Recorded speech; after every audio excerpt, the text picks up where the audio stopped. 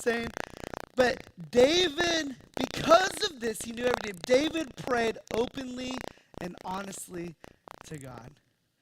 And a question that I have, and I want to propose to all of us in this place if I can, is this, and to ask you this, is how open and honest are my prayers?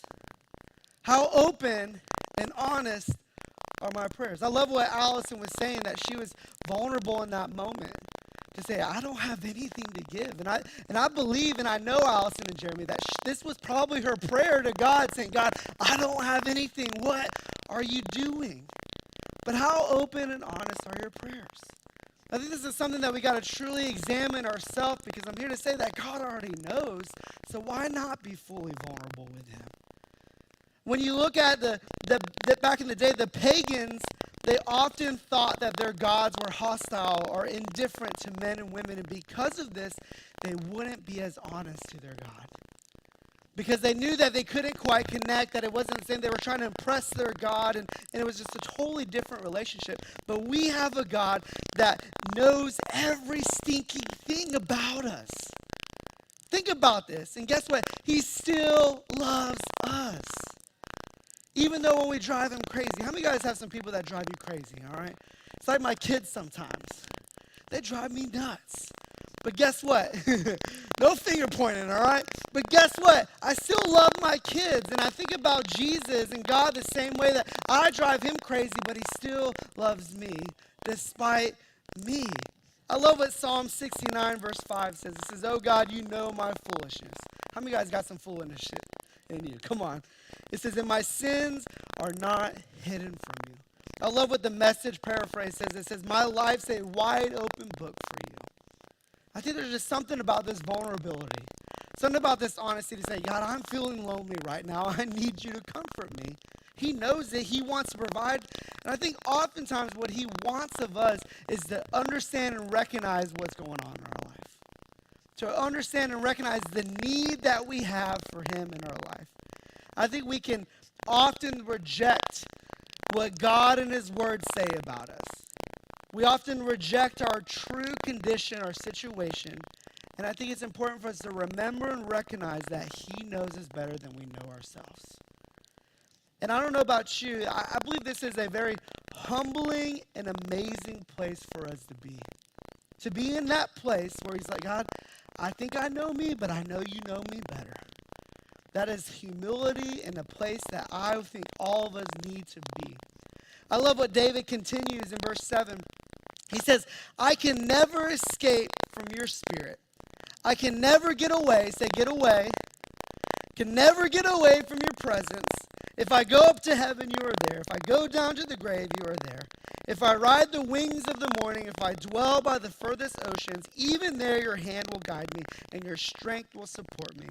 I could ask the darkness to hide me and the light around me to become night, but even in darkness, this is maybe a key thing for us to see, even in darkness, I cannot hide from you. We can hide from God all day, but guess what? We're not hidden from him. To you the night shines as bright as day. Darkness and light are the same to you.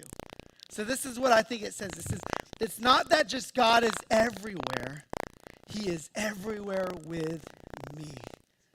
This is an amazing thought. So we have an all-knowing God that knows us.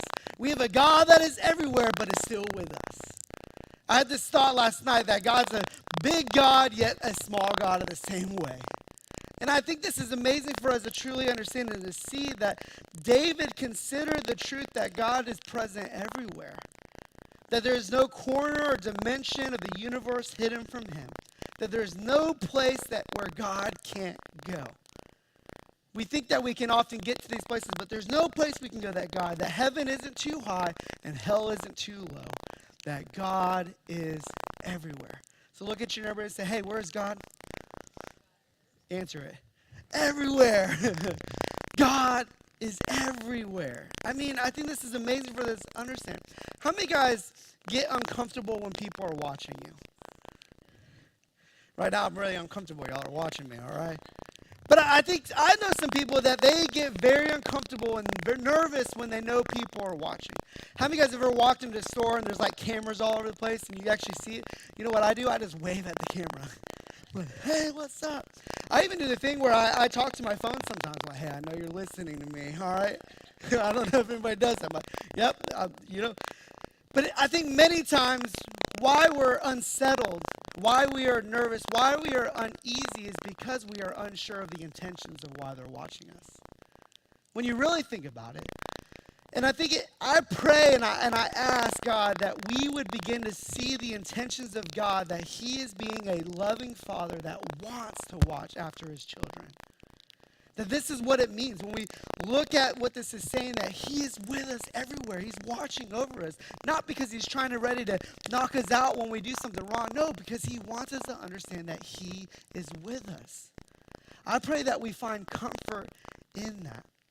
David continues in verse 13. It says, you made all the delicate inner parts of my body and knit me together in my mother's womb. It says, thank you for making me so wonderfully complex. Your workmanship is marvelous. Say marvelous. It's marvelous how well I know it. You watched me as I was being formed in utter seclusion.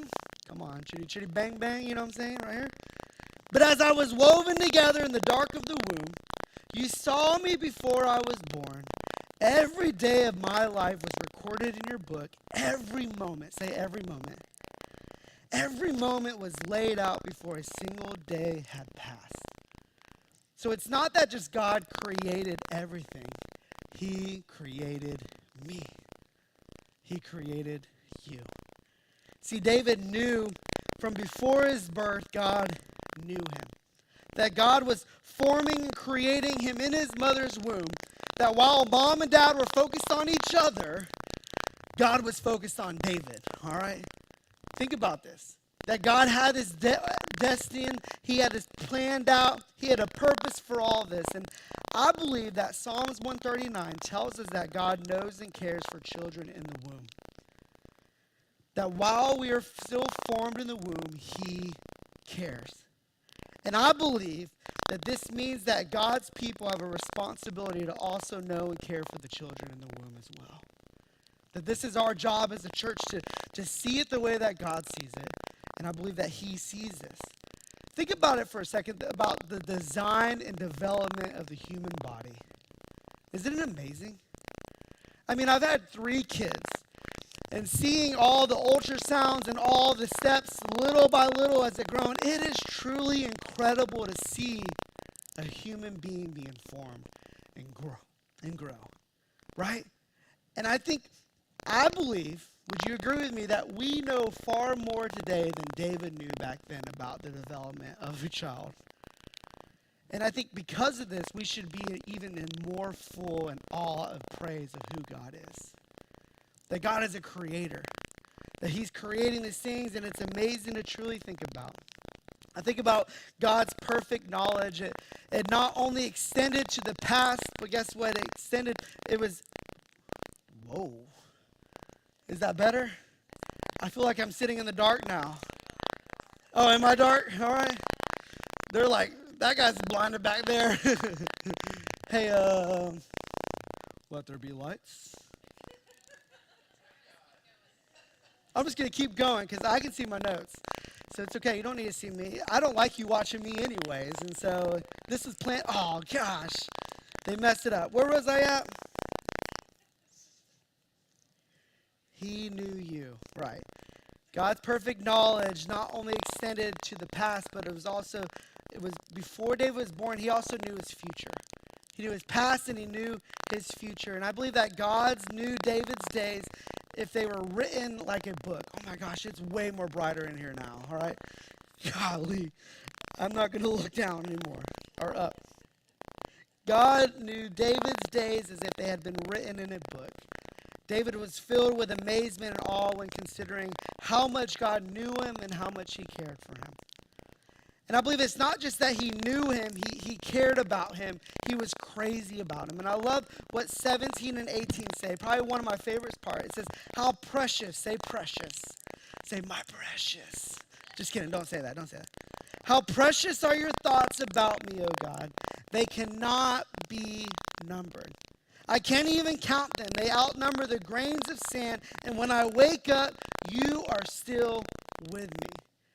The root meaning of the word rendered precious is weighty.